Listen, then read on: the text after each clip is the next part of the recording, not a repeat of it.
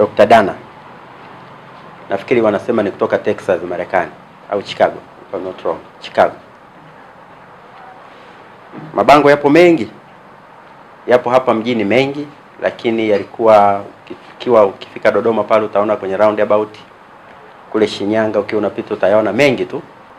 Nafikiri anafanya kazi ya injili.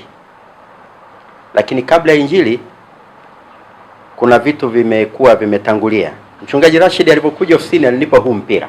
Akaniambia, mkuu, kuna container kadhaa zinatoka bandarini ya misaada nataka kuja kugawa kwa mashuleni hapa Tabora. Sample ni hii hapa.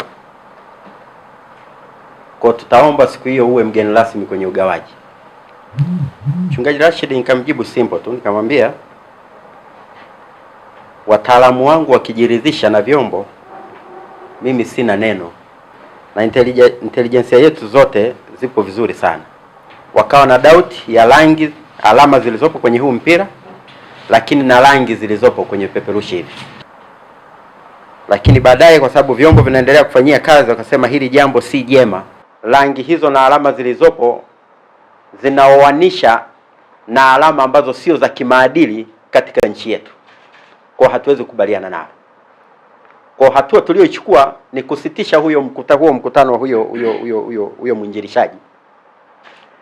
Na tumewaambia kwamba mkutano huo hautakuwepo kama walivyokuwa wamepanga mpaka vyombo vitakapokuja kutuambia kwamba ni salama, tuwaambie waendelee. Lakini kwa sasa tumeufunga na tumecancel kibali hicho. Tumewaelekeza mabango yote hapa mjini waliokuwa wameyabandika wayatoe leo. Tusikute bango mjini hapa. Wametuambia wapo zaidi ya 10 au 20 hapa mjini. Waondoke leo, wasilale katika mji huu hapa. Liguletea picha ambayo sio nzuri. Kwa mimi nikushukuru Mheshimiwa Mkuu wa Mkoa kwa kazi yako njema na kamati yako ya ulinzi ya usalama ya mkoa, lakini pia na waheshimiwa wabunge na viongozi wote ambao wako mkoa huu wa Tabora na manispaa hii. Kazi ni nzuri. Na mimi binafsi kama katibu wa bodi mtendaji, mimi nimepokea maelekezo haya tena kwa amani. Na toka jana nilipokea barua kutoka kwa Fande OCD ya kuzuia mkutano, tulisambaza makanisani, maana ndio wajibu wangu.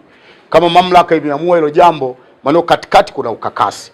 Na kweli mimi niseme tu, hizi alama hata ndio maana hata Askofu Shali, yani ni issue nyingine hatukuelewa chochote.